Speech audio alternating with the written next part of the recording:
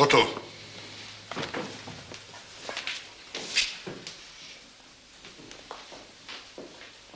Lolika, duguješ mi još jedan razgovor.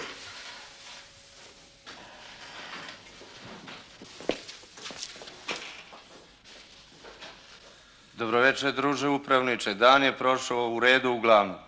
Uglavnom? Poparu i Mulalića vratili iz Italije gde su uhvaćeni u Prošlju. Dalje?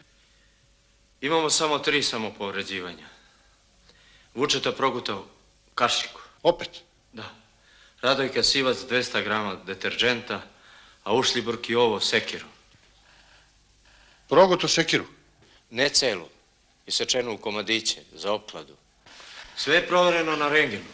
Je li ovo jasno nešto? Ostali su u redu, bar se nadam. Pa jer se nadaš ili si siguran? Siguran. Koliko mogu. Ajde. Ajde.